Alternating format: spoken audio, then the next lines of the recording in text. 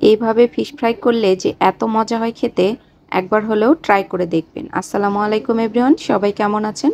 সবাইকে জানাই অনেক অনেক শুভেচ্ছা ও স্বাগত। আজকে তৈরি করব তপসে মাছের ফিশ ফ্রাই।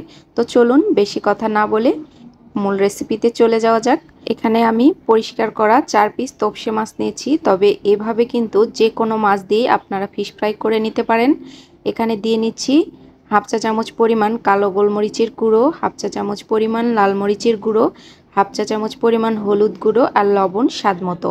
আর নিচ্ছি কোয়ার্টার চা চামচ পরিমাণ আদা রসুনের পেস্ট। এরপর এই মশলাগুলো ভালোভাবে একটু মাছের সাথে মাখিয়ে নিয়েছি।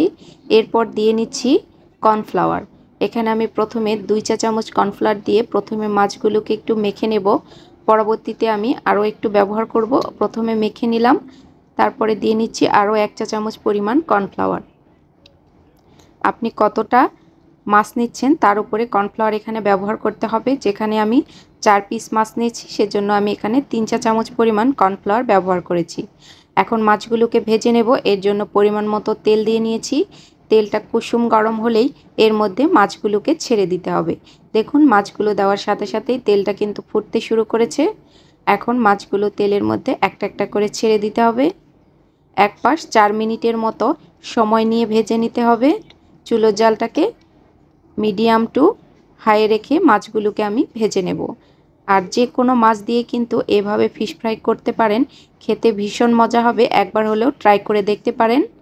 তবে তপসে মাছের ফিশ ফ্রাইটা একটু অন্যরকম টেস্টি হয়, যেহেতু এই মাছটাতে অনেক বেশি কাটা থাকে না, খেতেও বেশি ভালো লাগে। তো এক পাশ হয়ে গেছে, আমি অন্য পাশটাকে উল্টিয়ে নিয়েছি। এই পাশটাকেও আমি 4 থেকে 5 মিনিটের মতো ভেজে নেব। মিডিয়াম আঁচেই আমি পুরো সময় ধরেই মাছটাকে ভেজে নিয়েছি। এখন মাছগুলোকে আমি তেল থেকে উঠিয়ে নেব। একদম মুচমুচে হয়, খেতেও ভীষণ মজা লাগে। গরম গরম ভাতের সাথে এভাবে পরিবেশন করবেন, দেখবেন সবার নজর থাকবে এই ফিশ ফ্রাইয়ের দিকে। এই রেসিপিটি কেমন লাগলো অবশ্যই কমেন্টস করতে ভুলবেন না।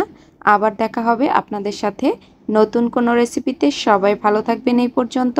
আল্লাহ হাফেজ।